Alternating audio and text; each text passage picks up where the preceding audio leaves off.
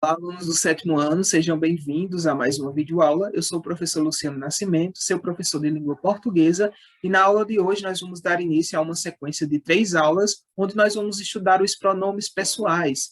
Nós vamos ver que os pronomes e os pronomes pessoais são palavras na língua que servem para representar os nomes ou os substantivos.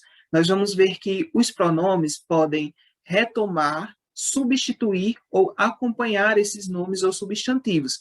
Então, eu peço que agora vocês peguem a folha da atividade que vocês receberam na escola e, com ela em mãos, vocês acompanhem essa videoaula, porque esse assunto é muito importante e também interessantíssimo.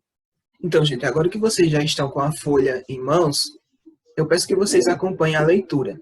Diz assim: releia a primeira fala do entrevistador Serginho Groisman. Essa fala é daquela entrevista que vocês estudaram nas aulas anteriores, onde o Serginho Groisman, ele entrevista uma garota que sofria bullying na escola. E aí, na primeira parte dessa entrevista, ele diz o seguinte: eu vou falar agora com essa garota que sofreu na escola um problema muito grave.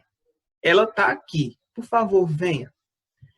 Percebam que esse ato de comunicação aí, ele faz referência direta a duas pessoas. Quem são essas pessoas? O próprio falante, né, que no caso aí é Serginho Groisman, e a menina sobre a qual ele fala. E para indicar essas duas pessoas, foi empregado aí dois pronomes. Vocês conseguiram já perceber aí quais foram? Foi a palavra eu e a palavra ela, que são pronomes. Por quê? Porque eles estão representando, respectivamente, o eu, representando o apresentador, que é quem está falando, e o ela, representando a menina, que é a pessoa de quem ele está falando. Então, esse é o assunto que nós vamos estudar agora. Essas palavras que servem para representar os substantivos. Conseguiram perceber aqui?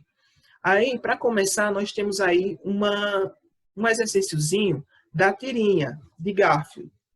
E aí eu peço que vocês agora respondam essa atividade, deem pausa aqui no vídeo, vocês vão responder a atividade, depois que vocês responderem, vocês voltam para o vídeo para a gente continuar falando sobre esse assunto, tá certo? Então, gente, se vocês já responderam a atividade, com certeza vocês perceberam que há algumas palavras que são responsáveis por associar o que é dito às pessoas que participam do ato comunicativo. Quem são as pessoas que participam aí desse ato comunicativo? As chamadas pessoas do discurso. Quem são as pessoas do discurso aqui? As pessoas do discurso são o John, né, na tirinha, o Garfield, o gato, e os animais que entraram ali. Os animais, nesse caso, são a terceira pessoa do discurso. Nós vamos entender por quê. A primeira pessoa é aquela que fala. Vamos pegar aqui, esse último balãozinho de fala do Garfield, quando ele diz assim: eu quebrei uma janela. Veja que para se referir a ele mesmo, ele utilizou o eu, porque é ele quem está falando. Então, o eu é usado para se referir à primeira pessoa do discurso no singular. Se aqui fosse mais de um gato, fosse dois gatos ou mais, eles diriam nós, né? Porque são eles quem estão falando. Então, portanto, a primeira pessoa do discurso. A segunda pessoa do discurso é aquela com quem se fala.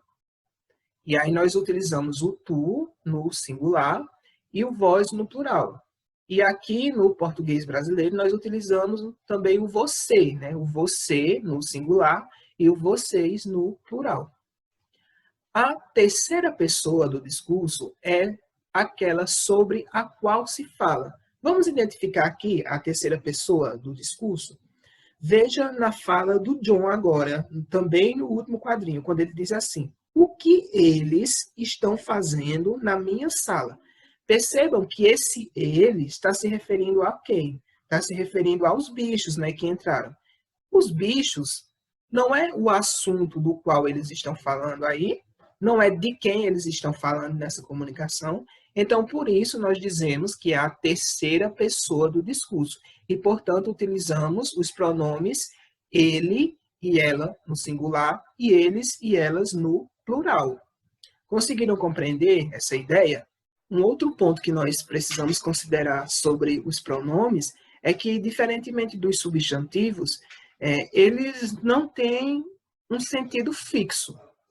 Como assim? Em cada ato comunicativo, eles vão apresentar um referente diferente. Vamos pensar, por exemplo, em um bate-papo, né? Em um bate-papo entre duas pessoas. Quando é você quem está falando, né? Quando sou eu quem estou falando, por exemplo, eu utilizo o pronome eu para me referir a mim mesmo.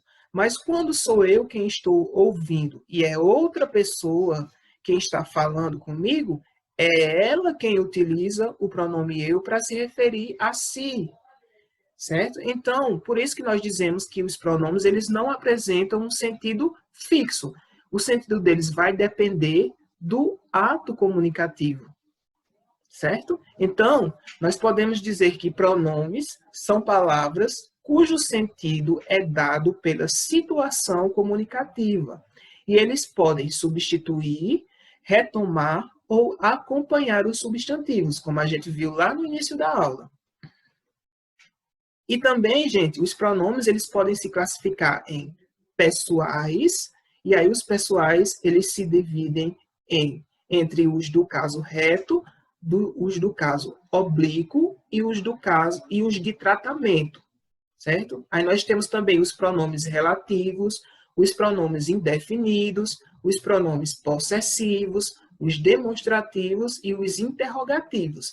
Mas, por hora, nós vamos estudar apenas os pronomes pessoais, tanto os do caso reto, quanto os do caso oblíquo e também os de tratamento, tá certo? Então, gente, essa foi a nossa videoaula. Na próxima semana nós vamos continuar falando sobre os pronomes pessoais, mas se vocês tiverem alguma dúvida sobre o conteúdo que foi abordado aqui hoje, ou sobre a atividade que vocês vão responder agora, vocês podem falar comigo no WhatsApp, né? Sempre no horário das minhas aulas, que são nas terças-feiras, a terceira aula, e na quinta-feira, a segunda aula, tá certo? Então, um abraço a todos e até a próxima videoaula.